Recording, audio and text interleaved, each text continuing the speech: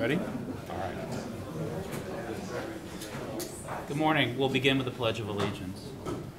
I pledge allegiance to the flag of the United States of America and to the republic for which it stands, one nation, under God, indivisible, with liberty and justice for all.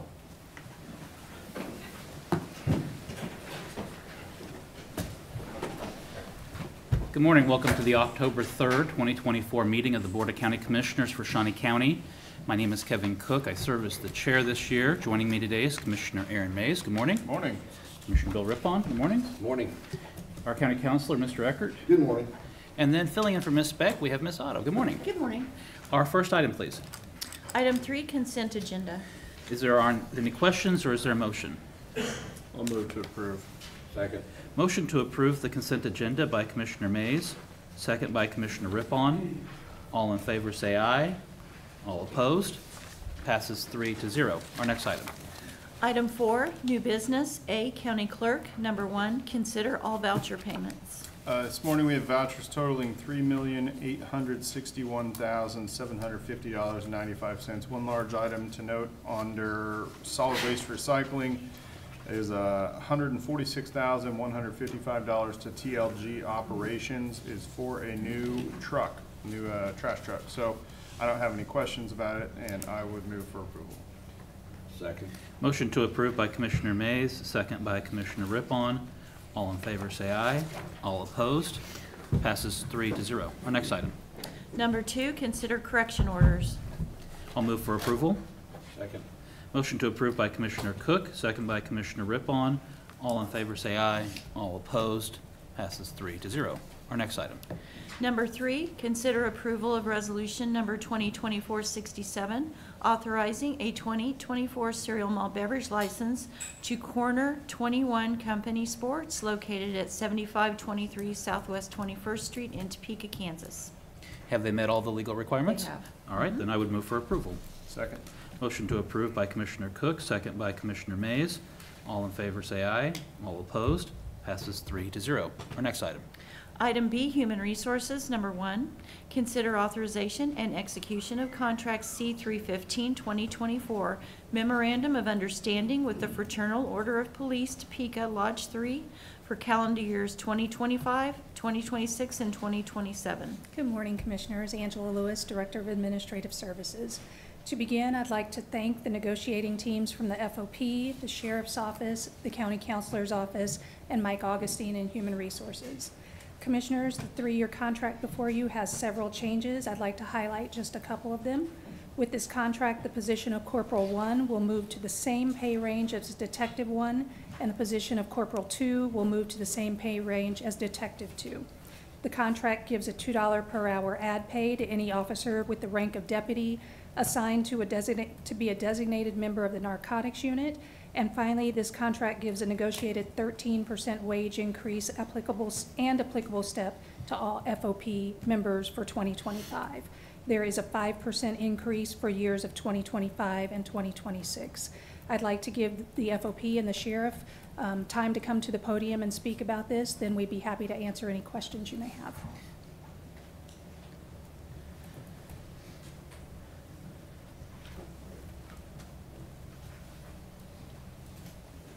Good morning, John Culver, Chief Steward with the Shawnee County Sheriff's Office Bargaining Unit. First off, I just want to thank Angela Lewis and her team for all the work that they put in to this contract. From the time I've been doing this and involved with the FOP, it was probably one of the smoothest contracts and negotiations that I've been through.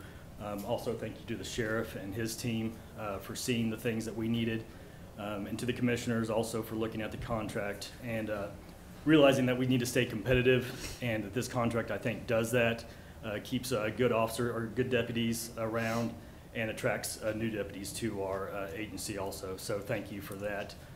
I stand for any questions. The state of the membership right now, you guys are pretty much close to full staffed at this point, as I understand it, with the officers.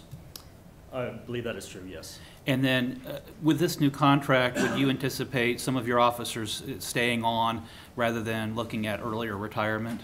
Yes, I believe that 13% next year for sure is a good incentive for those seasoned, experienced people to stay around. So as I understand it, in speaking with our HR department and looking with our audit finance, there's a number of officers that could retire at any given point. I think that was one of the concerns, that if we had a lot of officers retiring at one time, it could create a gap within our service. Yeah, earlier in the year, I did a quick survey of our officers, looking at those who could retire and who may retire in the next 3 to 5 years. And I believe we had upwards of 30 to 33% of our members that could retire at any time within the next contract period. So in a way, this contract is addressing that retention and addressing to keep the retention of the officers here. Yes, absolutely. Okay. All right. Sheriff, your thoughts? I just want to thank the commission for supporting our working police officers on the street. It's made it a lot easier to get folks in the door to work. We still have a high number of lateral transfers trying to come in and work for us. It saves us time and money for the turnarounds, and I want to thank the HR department. It was a very smooth negotiation process, and overall we're doing well here in Shawnee County. Guys are putting in a tremendous amount of work, and so it's done well, and this will also help support our crime center as we move forward, the staffing levels of that, so thank you. Now, Sheriff, I know that we're going to be addressing dispatch a little bit later in the agenda, but with your officer staffing right now, this is a little bit of an anomaly in law enforcement. Aren't a lot of agencies struggling to fill their positions? Actually, it is, yeah. I mean, we're all fighting for the same police officers across the country now. Here in the Midwest, honestly, East and West Coast comes here to recruit. I personally think because we have better class people here, but that's just me. But they do come and poach our officers here from the Midwest quite regular. So for us to be competitive and keep these folks here, it's a win. All right. Thank you. Yeah. Thank you. Angela, any other thoughts or questions? Nope, but I'd be happy to answer any you may have. Commissioners, any questions? No. I'll move for approval of the contract. I'll second. Motion to approve contract by Commissioner Cook, second by Commissioner Mays. All in favor say aye. All opposed? Passes 3-0. Thank you, Angela. Our next item. Item C, Public Works, number 1. Consider authorization and execution of contract C-307-2024 with Can Equip Inc. of Wamego, Kansas for the 2025 purchase of a pull-behind type mower tractor using Sourcewell, a government purchasing cooperative. Funding will come from the Public Works Special Machinery Fund. Good morning, Commissioners. Kurt Niehaus, Director of Public Works. Hey, this equipment anymore has a tremendous lead time on delivery, so it's not 2025 yet, obviously, but we want to get a start on getting this equipment ordered. So that's why I'm before you right now, asking you to approve an agreement on a tractor, a pull-behind type tractor. It'll pull a mower deck. And we want to use Sourcewell. We will get a generous discount using Sourcewell, and we believe in this case it's the best way to purchase this piece of equipment. With that, I look forward to your question. Questions for Kurt? I'll move for approval. Second. Motion to approve by Commissioner Mays, second by Commissioner Riffon. All in favor say aye. All opposed? Passes 3-0. Our next item. Number 2, consider approval of resolution number 2024-65, authorizing the implementation of a Public Works CDL training program. Kurt Niehaus, Director of Public Works. You know, a week ago Monday, I spent quite a bit of time up here talking about a CDL training program. Really, the program is necessary right now due to the number of vacancies that we have. I've noticed that we have, I think, a lot of people out there that are interested in working on our roads, performing a service that benefits the community. The problem is they don't have a CDL and cannot afford to attain one. So with this program, we hire on trainees. We give them an opportunity, a single opportunity, to gain a Class A CDL. And while they're attempting to attain a Class A CDL, Shawnee County pays their salary and benefits. So if they're successful, they are reclassified to a regular full-time position. out in the field, and they pay back what was paid up front by Shawnee County over the course of approximately 2 years. And then we would expect that they remain employed by Shawnee County for 2 years. So in your packet, you have the resolution, you have 2 contracts, one for new hires, one for existing employees. You have the policy statement that I prepared, and as a bonus, you have a piece of paper that differentiates between a Class B CDL and a Class A CDL. When I presented a week and a half ago, there seemed to be a number of questions about that difference, and I wanted to make sure you had all the information available. So with that, I look forward to your questions. We had a work session, Kurt, and I think we went through it pretty extensively there. And this seems like a great program for recruitment, a great program for retention. In addition, enhancing our employees with a commercial driver's license and filling a gap that you have within your department. I think this looks like an excellent program. Are there other questions or comments or motion? I'll move for approval. Motion to approve by Commissioner Rippon, second by Commissioner Mays. All in favor say aye. All opposed? Passes 3-0. Thank you, Kurt. Our next item. Item D, Information Technology, number 1. Consider authorization and execution of Contract C309-2024 to renew an annual maintenance and licensing fee agreement with Tyler Technologies for advanced scheduling, time and attendance, and mobile access software. The funding for this request of $35,048.46 is contained in the Information Technology 2024 budget. Morning, Commissioners. Mark Price, Information Technology. This is just the renewal of our executive time and attendance software that's used throughout the county for our time cards, as Mrs. Otto talked about, and time clocks, and then it uploads to our One Solution system and make payroll. Okay. Any questions? I'll move for approval. Second. Motion to approve by Commissioner Cook, second by Commissioner Rippon. All in favor say aye. All opposed? Passes 3-0. Our next item. Number 2, consider authorization and execution of Contract C311-2024 to renew an annual maintenance contract with Imaging Office Systems, Inc. for the Application Extender Document Imaging Software Application Suite. The funding for this request of $47,375 is contained in the Information Technology 2024 budget. Morning, Commissioners. Mark Price again. This is just the renewal of our AX software. Again, it's used throughout the county by multiple departments for imaging documents. I can answer any other questions. Any questions? No. I'll move for approval. Second. Motion to approve by Commissioner Mays, second by Commissioner Rippon. All in favor say aye. All opposed? Passes 3-0. Our next item. Item E, Facilities Management, number 1. Consider authorization and execution of Contract C310-2024 with Shirley Construction for the restroom refresh at the North Annex for a total amount of $177,626. Good morning, Commissioners. Nelda Henning, Director of Facilities Management. As read by the clerk, I'd like to get approval to proceed with the restroom refresh at the North Annex. We'd be happy to answer any questions. So I understand that there was only one bidder on the contract, and that being Shirley Construction. Are you confident that the bid that we received is still within the competitiveness or within what we would expect from other bidders? Had there been more? After review by Audit, Finance, and Purchasing Office, they believe it is, yes. Okay. Other questions? All right. I'll move for approval. Second. Motion to approve by Commissioner Mays, second by Commissioner Rippon. All in favor say aye. All opposed? Passes 3-0. Thank you. Our next item. Item F, Department of Corrections, number 1. Consider authorization and execution of Contract C308-2024, a memorandum of understanding with the City of Topeka to share the proceeds of fiscal year 2024 Justice Assistant Grant Program. Shawnee County is to receive $45,810 to be utilized for 22 officer radios. Good morning, Commissioners. Tim Phelps, Department of Corrections. This is an item that we coordinate with Topeka Police Department, and every other year we get the money from the county side, and the other year the Sheriff's Office does.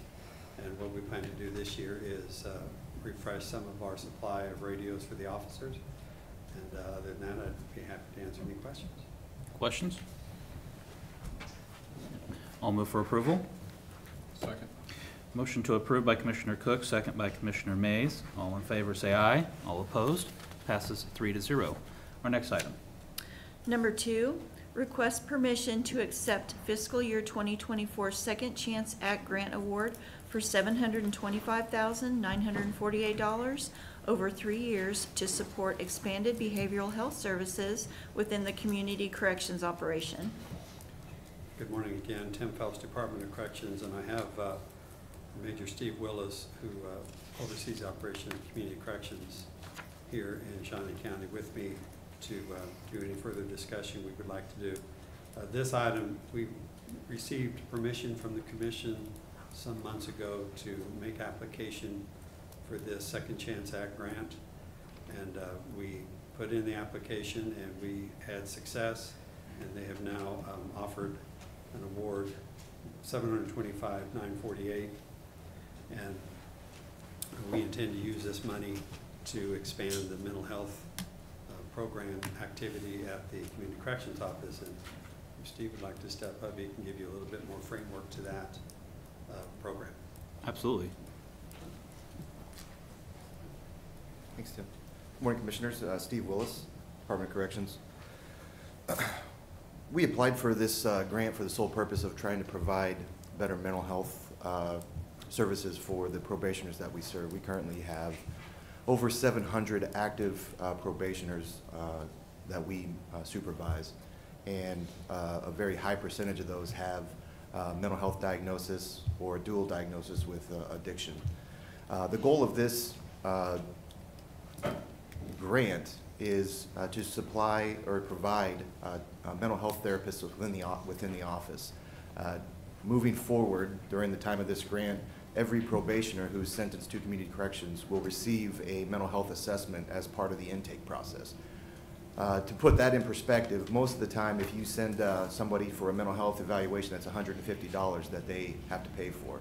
So for the probationers that come in, we'll immediately know what services are necessary in terms of mental health and how we can better provide that.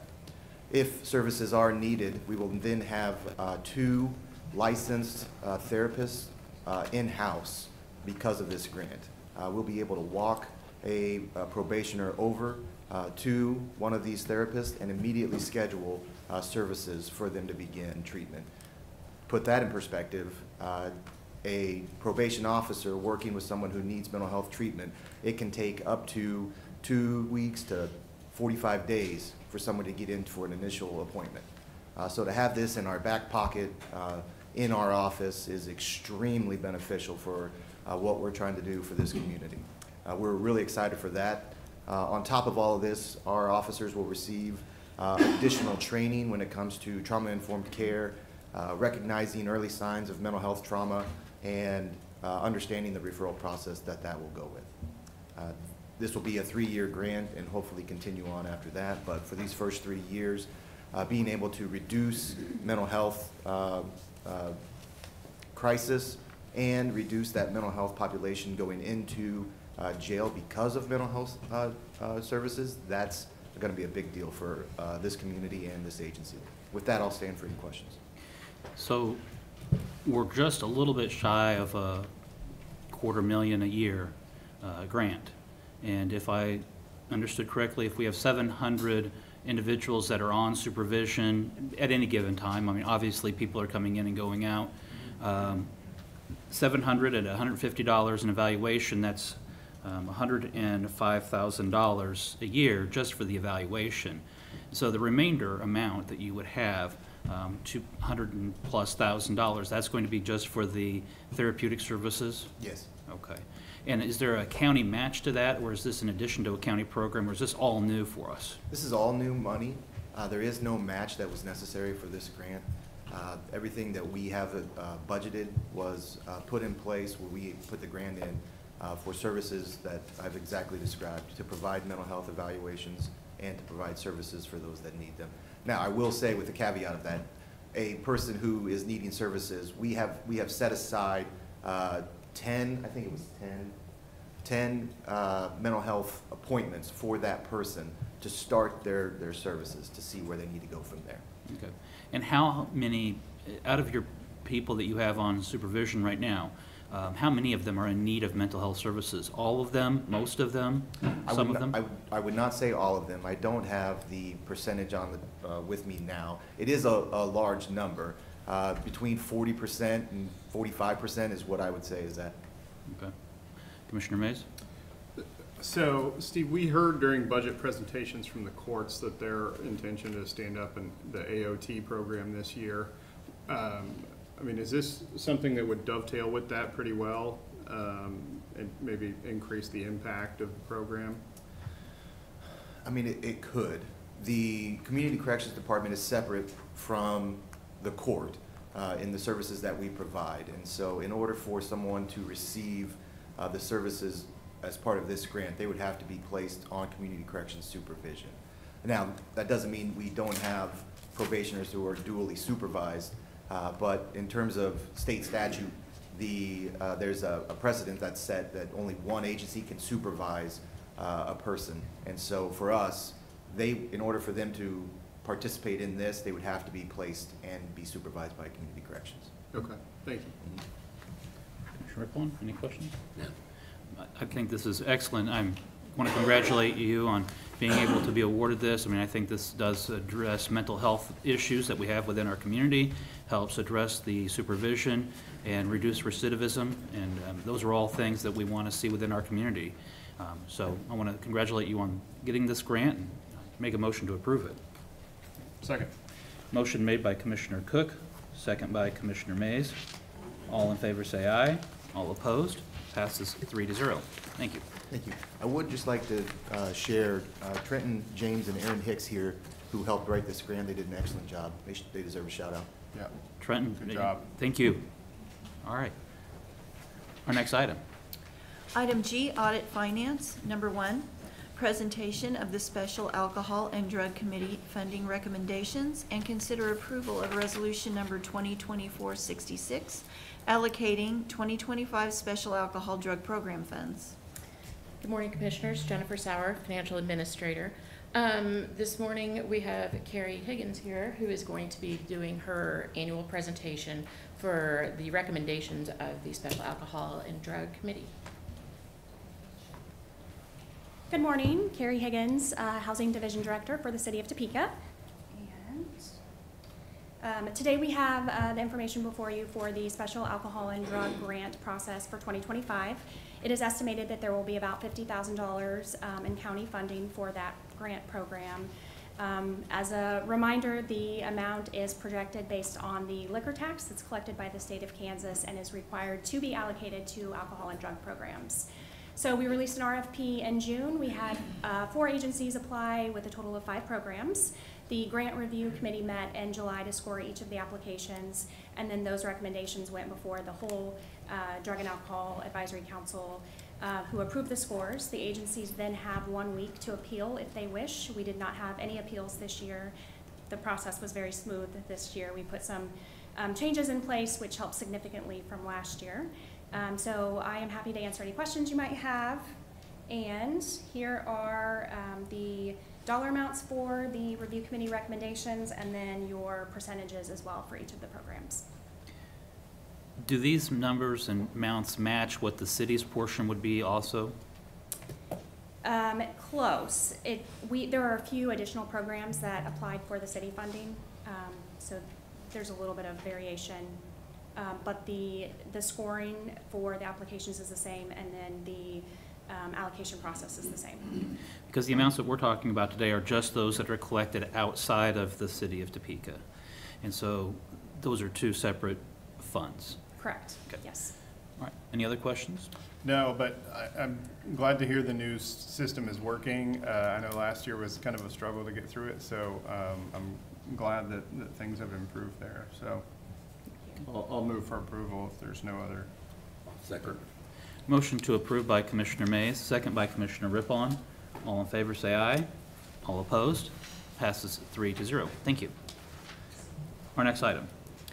Item H, Health Department. Number 1, consider authorization and execution of Contract C-313-2024, renewal of the Women, Infants, and Children WIC Breastfeeding Peer Counselor Contract for a total allocation of $1,384,373 to provide WIC services in Shawnee, Osage, and Wabunsee counties from October 1st, 2024 to September 30th, 2025. Good morning, Commissioners. Teresa Fisher, Director of the Health Department. As Chris read, this is what has become an annual agreement, but this is a long-standing opportunity that we have had to partner with neighboring counties in order to provide WIC services to them.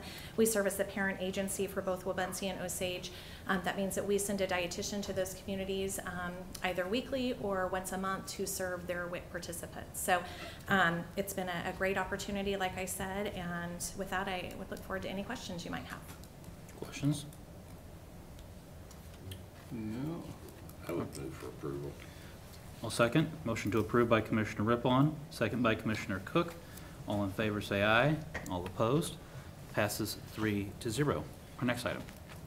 Number 2, consider approval to offer a candidate the position of Health Services Team Leader, MCH Outreach in the Shawnee County Health Department at range 17, step 6. The annual salary and benefits will be $87,486.80 and will be paid out of the 2024 grant funds and departmental budget. Good morning, Commissioners. Teresa Fisher, Director of the Health Department. We have a very qualified and what I feel excellent candidate for this supervisory position. It does require a nurse position, and so we've had an applicant step forward and say they'd like to take on these duties. With their experience and qualifications, we would like to start them at the step 6 in this range. With that, I'd answer any questions you might have. Questions? Nope. I'll move for approval. Second. Motion to approve by Commissioner Mays, second by Commissioner Rippon.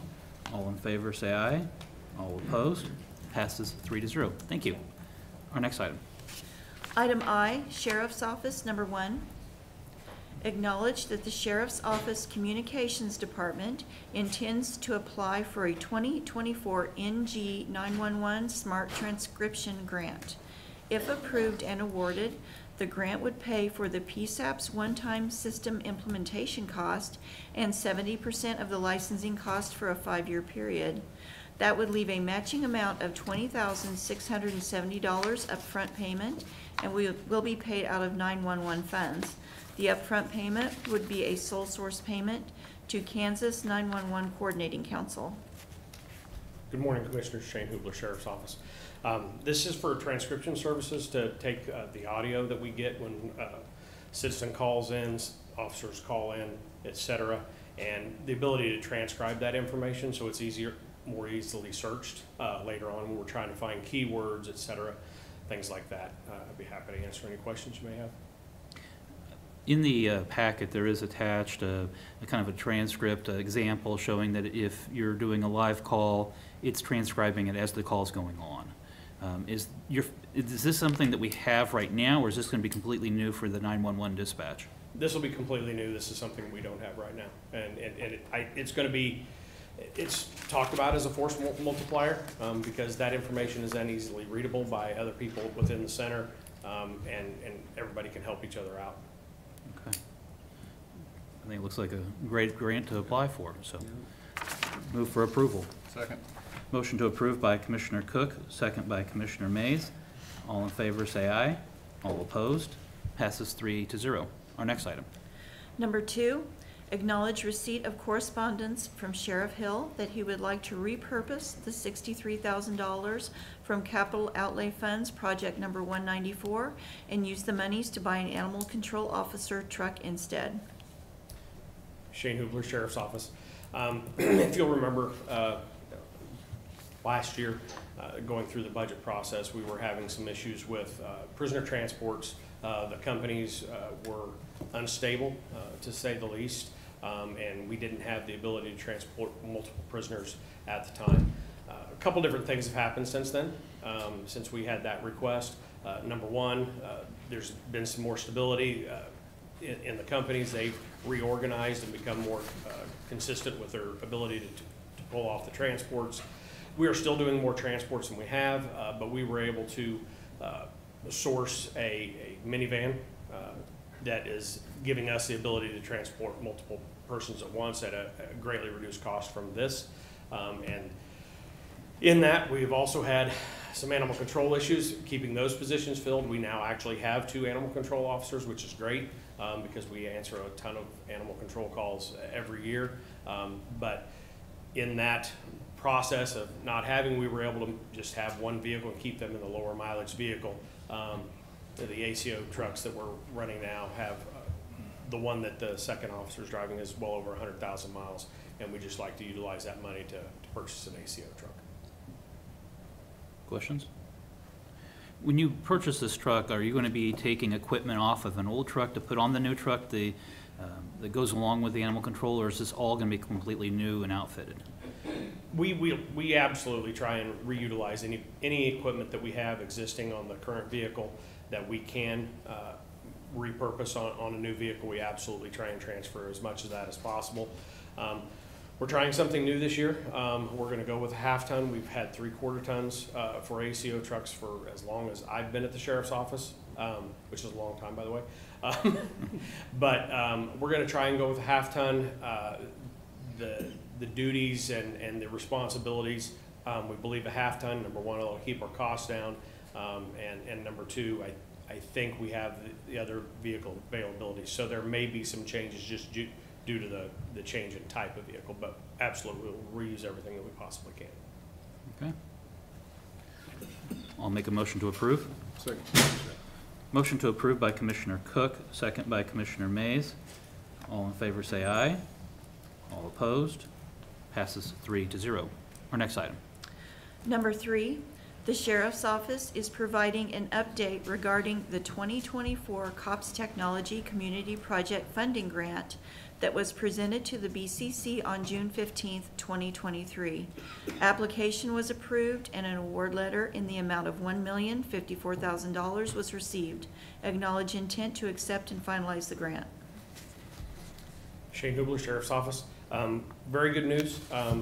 As we applied for this grant, and very happy news that we actually got the information, I think, sooner than we did last year. The award was granted, and some money that we can put into the Real-Time Crime Center, the electronics, and everything else that goes along with keeping this community safer. So I'd be happy to answer any questions. So your intent is to update or expand the Real-Time Crime Center and using it for that purpose? Yes, sir. Okay. I think that's well served, and so Yeah. congratulations on receipt of the grant. Congratulations. And again, there's no matching requirement by the county for that. No, not at all. All right. I'll make approval. Okay. Motion to approve by Commissioner Mays. Second by Commissioner Rippon. All in favor say aye. All opposed? Passes 3-0. Our next item. Number 4, the Sheriff's Office is entering into a contract with Motivations, Inc. for dispatch on-demand services. Payment of this service will be paid for out of the 911 Maintenance and Repairs Fund and/or budgeted funds. Shane Hubler, Shawnee County Sheriff's Office. First of all, I want to thank several people on the work that has been done to try and get this contract approved for legality, for the funds, et cetera. Rich Eckert in his office and Ashley Biegert in his office have done a great job. Jennifer Sauer, our in-house counsel, lots of people put a lot of time and effort to get this before you today for you to consider. The rest of the story is, and I know that we've talked about it a lot, we have staffing issues with the 911 center, trying to keep people, good people working there, getting them trained, et cetera. We are at a situation where we really do need to find some help. Our people are working an extreme amount of overtime, and that overtime and the stress of training new trainees, the training time is approximately 6 months. So that's added stress, that our dispatchers are under a lot of stress. We see this as a relief module for them. We're going to get some help, reduce some of their overtime hours that they have to work, get some people in that know what they're doing. There'll be a little bit of train up for how Shawnee County Sheriff's Office dispatches calls, how we expect them to do things. Some geography pieces that they'll have to kind of understand where things are, those kind of things. So there will be a little bit of spin up time, but we hope that bring these people in will give our 911 center the relief that they need, and give us the ability to train the new hires that we're working tirelessly. Are hiring people almost daily. As HR can tell you, that's a little bit of an exaggeration, but we're doing interviews, getting background checks done, that type of thing. So we're hiring people as quickly as we can to get them in, but that relief's not immediate. Again, we have around a 6-month spend of time. So I'd be happy to answer any questions you have on this or anything else. So just in the sake of transparency as to how we got to where we're at today, first off, the contract itself was not attached to the agenda. It was kind of brought in. It was still being worked on up until last night. We've had a chance to review it, so I do want to make sure that the public understands that the contract will be attached to the agenda online, so you'll be able to review it, but it was still a work in progress. As I understand, it's a bit of an emergency from your department. And how we got to this point, Under Sheriff, is you had several people that left the sheriff's office recently to pursue other opportunities with other agencies, and it created a critical gap with dispatch. That is absolutely correct. Okay. And then with that gap in dispatch, and you're recruiting, trying to get people hired on, it's going to take time to train those new people to come in and be proficient at dispatch. Yes. HR has been great. We've worked with them trying to get applications in, get those people processed through.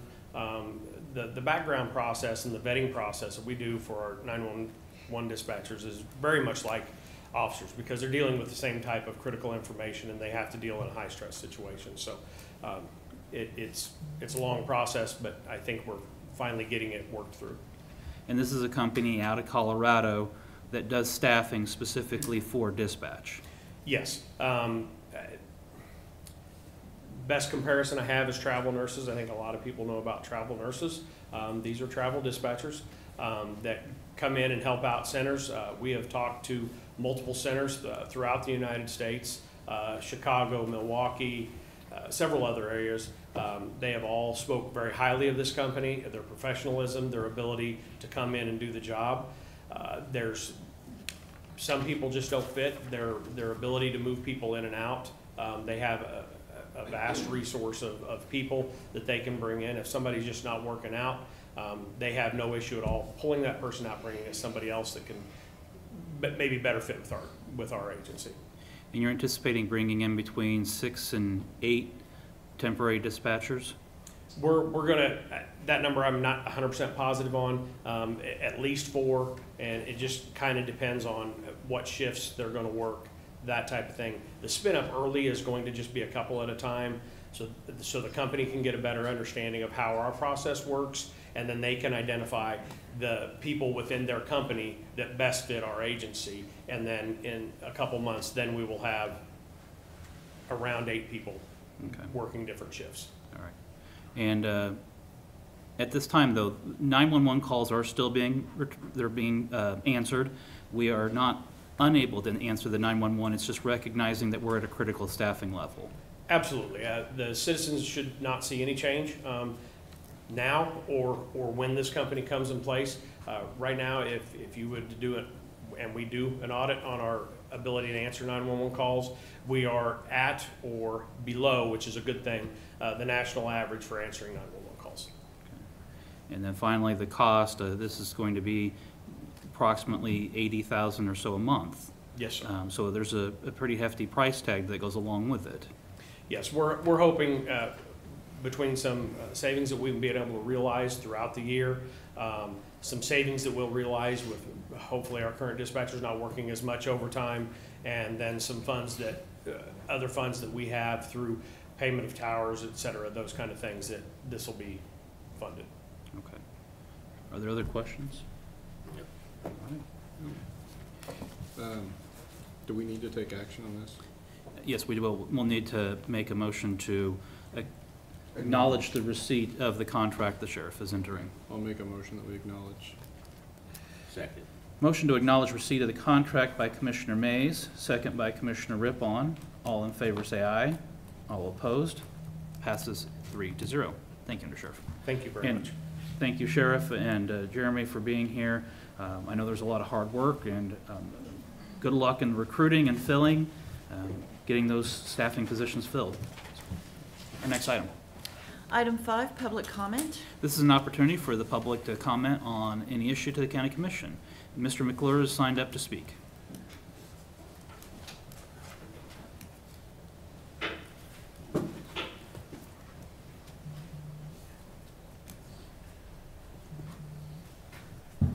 Good morning, Henry McClure. I attended a riverfront presentation the other day in Noto, and I found it quite interesting because I asked one of the band leaders, you know, one of the guys that's part of the program,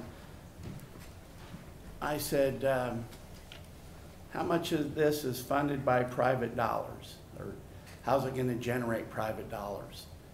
And or how much of the research, you know, where were we with private funding? And it came up to be like a flat answer. And quite often in our community, we go from big project to big project. You know, from time to time, I think there's a word called, they're boondoggles. And, you know, the first one I was ever involved with was getting the shovel-ready land. You know, we need to create shovel-ready land to create opportunities. And I sold some land to the growth organization of Topeka, and it sat vacant for 18 years. And the Target and the Home Depot and the bakery and the distribution centers haven't broadened our tax base, and they haven't increased the population. So, and that was what the original money was for. But yet when I came in for funds to create land shovel ready, I was immediately dismissed. But back to the river, if there is such a thing as the butterfly effect, we'll let the butterflies pay for it. So if the need for a ramp and a locker for kayaks is so important, we'll let the kayak people pay for it, or let somebody within Noto come up with the money and pay for it. But we shouldn't spend one nickel of taxpayer dollars on the project, because it seems that government in this community over the years we haven't gotten the benefit of the butterfly effect ever. It hasn't. Property taxes keep going up. Money keeps being spent. You've agreed to spend more money than we take in. So somewhere we got to put a stop to this. You know, the river's a flood control area anyway. You know, all of a sudden they got to do is open up Tuttle. And just remember, the floods that we've had here in the past are because the tributaries that go into the river haven't been able to, the Shunga and others haven't been able to release water into it. So it's really hard to be like the guy here, well, God, this riverfront's so neat. And the last riverfront meeting I went to, it was absolutely a state-of-the-art public meeting. They're taking, it was awesome. Whoever, we need to hire them for the MTPO and actually have a public meeting like we're required to by federal law. But Greg Schwerk concerns me. I don't know. I would really like to learn about what his true role is and what organization, what authority he operates, and how much his firm is making on the project. After the big meeting we had at Overland Station, I called him 5 or 6 times. I happen to have his cell phone number. Emailed him a couple of times because as a citizen, I had some questions about it. But also as a candidate for county commission, I had some real concerns and wanted to know about it. But when the leader of the whole organization just ignores you, It's terrible. You know, so the reason he ignored me is because he didn't have to answer to Henry McClure. He doesn't have to answer to the taxpayers because it's already been decided. You know, it's already been decided. We're going to do the project, and there'll be a slide up there. I saw a slide. Well, the revolt is going to create 43,565 jobs. You'll get to see that slide next week. I'm pretty sure it's 43,560. Well, that's going to be the jobs this is going to create. But until we figure out how people that can't stay in their homes because of the taxes, and until we figure out how to get new income, new money. So if this thing were any good, if this project were any good, there'd be a guy like me coming down here telling you why we need to do it, because I'm going to make money on it. So if the deal can't stand on its own, we got to stop doing deals that can't stand on their own. We got to stop milking the taxpayers on all these bright ideas that really don't create the butterfly effect that what we're looking for. You know, I bought into the downtown thing. I thought, man, move downtown.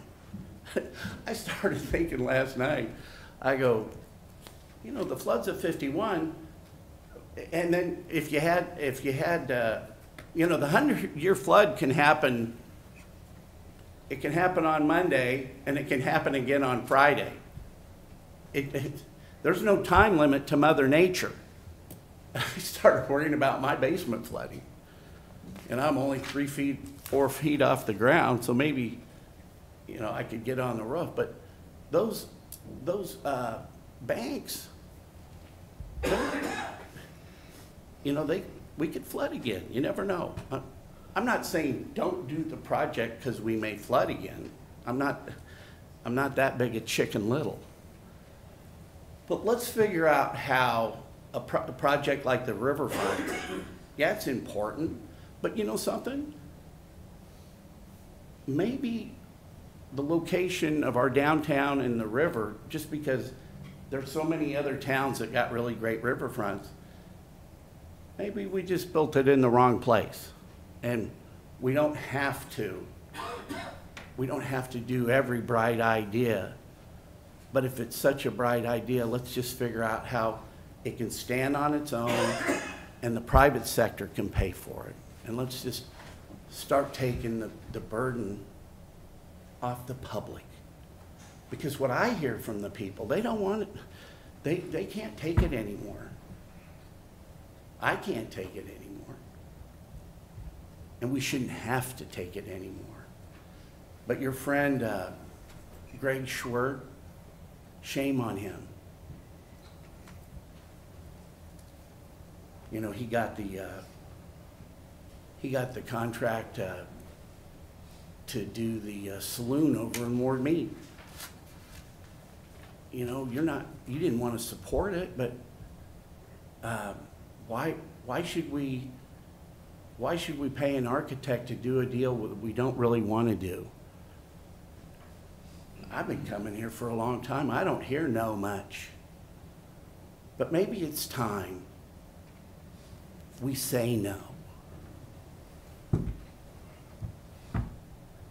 That felt good. Thank you for your time. I appreciate it. Are there any other members of the public that would wish to address the commission? Please come forward. State your name for the clerk.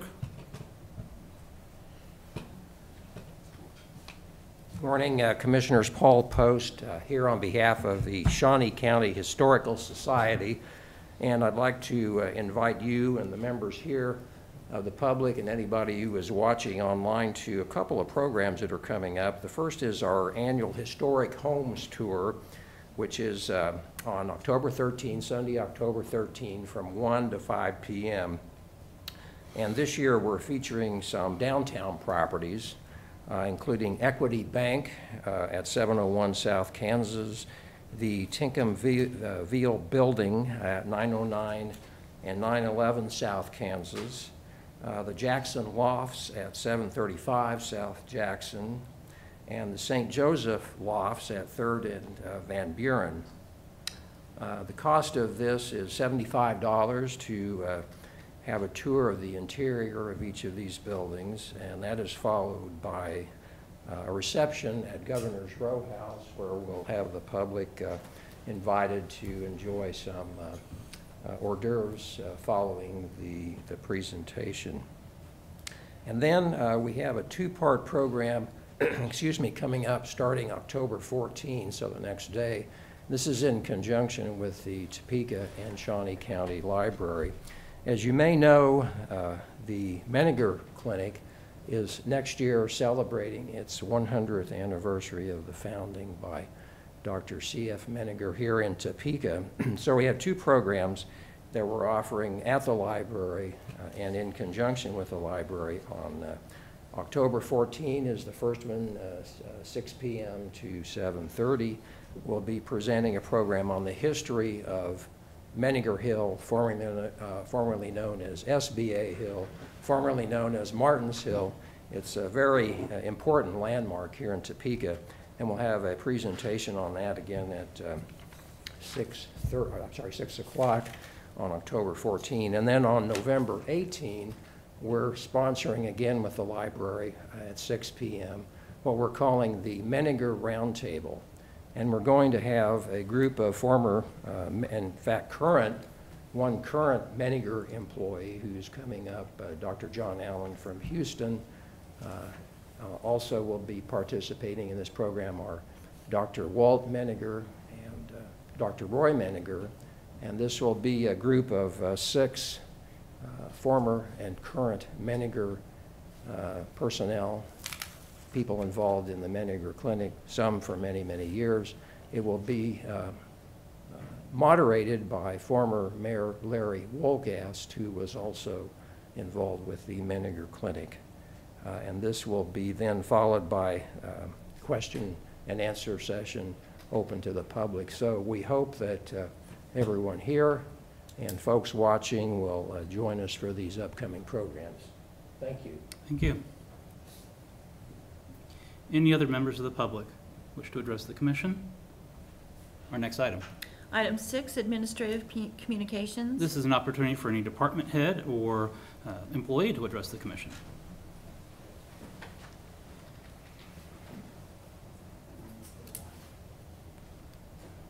Morning, Commissioners. Tim Phelps, Department of Corrections. Just wanted to make sure that everyone here was aware that we are going to have our graduation of our latest academy scheduled for Friday afternoon at 4:30. It's been another good round. We keep working on expanding the nature of that academy so we can build up the competency of our staff a little more thoroughly before they take the floor. So you are certainly welcome, and thank you. Thank you.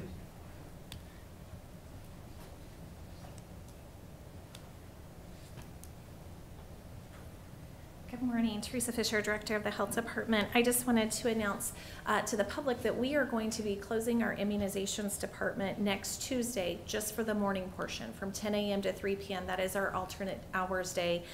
We will reopen and be open from 3 p.m. to 7 p.m.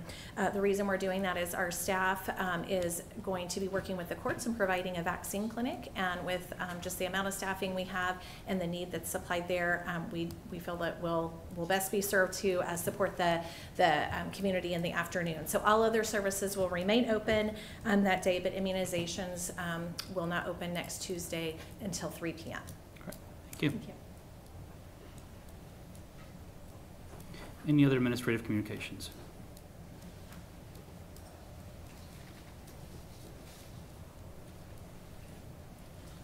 Good morning, Commissioners. Barbara Lewis, Benefits Assistant in Human Resources.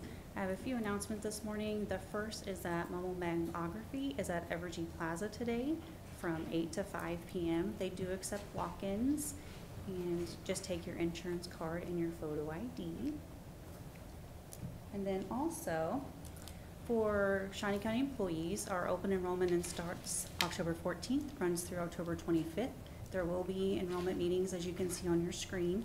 Monday, October 14th from 1 to 3 at Reynolds Lodge. Tuesday, October 15th from 10 to 11 and also 1 to 2 at the Shawnee County Adult Detention Center. Wednesday, October 16th from 9 to 10 here at the Shawnee County Administrative Building. Thursday, October 17th from 6:30 to 9:30 at the North Annex, and then Friday, October 18th from 9 to 10 at the Health Department and 1 to 4 at the Law Enforcement Center. We will have our insurance vendors and benefit vendors there for any questions. Shawnee County Health Department will be there for vaccinations for COVID and flu. And also, again, employees that come to the meetings will be put in a drawing for a $15 gift card. So, thank you. Thank you.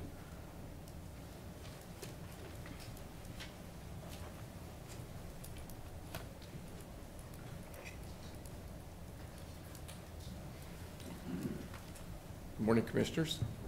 Andrew Howell with the Shawnee County Election Office. Just a reminder, last day to register to vote is coming up fairly soon on Tuesday, October the 15th, so I just want to make sure the public remembers that. Every year we try to talk about that as much as we can to make sure that we don't have unnecessary provisionals, so that's just an important date to remember. Additionally, we will be mailing out advanced ballots on October the 16th, which is a Wednesday. Early voting for the public in the office starts Monday, October 21st, and we'll talk a little bit more about that. Last day to request a ballot technically is October the 29th, although in talking to people about that, I certainly recommend getting your requests in sooner than that if you can. Again, I think our mail question marks are significant, so the sooner you get it in, the quicker we can get your ballot out to you and get it back, the better off. The better off we are making sure that those ballots get counted and get received in time. And then Election Day, of course, reminder, about a month away, Tuesday, November the 5th. Again, just think about using VoterView on our website or the Secretary of State's website. It's a great place to look at all of the options that will be on your specific ballot. So your sample ballot is loaded and ready to go. People are encouraged to look at that and use that. Think about which of the 3 different methods that you want to vote. You can use any of them by law, and then follow your plan and make sure you vote. Additionally, if you're using a mail ballot, I'm recommending, if you do use the post office, use VoterView to make sure that your ballot does in fact get back to us. I'm also encouraging people to use drop boxes. If you choose to use a mail ballot, which state law does allow, we have a drive-through drop box at the election office on the north side. Additionally, we are planning on having a number of other locations, which will be listed on our website once we've verified and confirmed that we can use them all. We're pretty sure that we can, so I feel comfortable saying we'll be doing it. We're just making sure those additional locations will be listed on our website. And then don't forget, you also, if for whatever reason you've got a mail ballot and you are running out of time, you are allowed by law to drop that ballot at any location on Election Day at which we're open. So there's 87 locations throughout the county on Election Day, 7 a.m. to 7 p.m. You can drop it at any polling place. And don't forget to sign your envelope. That's the single biggest issue that we have trying to connect with people. Our website is listed here, and the office location is listed here as well. Again, the hours for early voting is 8 a.m. to 7 p.m. We try to stay open late weekdays for everybody who's got a job and maybe can't make it at 5, so we do extended hours the 2 weeks before Election Day. But don't forget, the Monday prior to election is open by law only from 8 a.m. to noon. So if you want to early vote, just keep that in mind. Election Day by law, 7 a.m. to 7 p.m. at your assigned polling place. Is also an option for you. Don't forget to bring your photo ID document. If you have questions, please call us. Again, I'll probably be back here from time to time just to remind people of those considerations. Don't forget to register. Don't forget about your 3 options. And then either on our site again or the website is VoterView, which I encourage people to use because it gives you a copy of your sample ballot. It lets you know where your assigned polling place is. And there's other information too on there, such as your voting history, and again, that pretty much covers it, but there's a little bit of additional information on there. So, appreciate it. Happy to stand for any questions if you have any. Any questions? No? All right. Thank you. Any other administrative communications this morning? Commissioner Riplon? Yeah.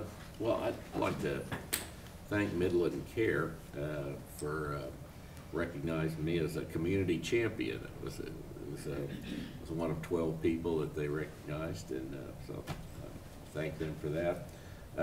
Also want to mention, been working with Silver Lake on their trail plan and also their safe routes to school plan that they have going on right now. Had a grandson this week, Riggins Ripon. He's 8 pounds 8 ounces, doing well. So he arrived just before the hurricane. So they live in Georgia. So I don't know if he can swim yet, but it might be something to look into in the future. Also, Washburn University has a football game this weekend, so out and support the Bods. Indeed. Commissioner Mays? Well, since you mentioned Washburn, I don't know if you guys saw the news yesterday that they announced record-setting freshman enrollment for the 2nd year in a row, and then also record-setting law school enrollment this year as well. So good things happening at Washburn. And then also, I don't know if you guys noticed the news that the Royals had won, swept the Baltimore Orioles, and are now moving on to the ALDS. So go Royals. Absolutely. The only additional thing that I would have is, for those that are watching and present here, as people come to the podium under public comment, you are allowed to say anything that you choose. I would ask that if you have questions regarding those statements, please investigate them for their truthfulness and veracity. Oftentimes, if people make misstatements, it's either out of ignorance or incompetence. So, our next item. Executive session. There is not a need. We are adjourned.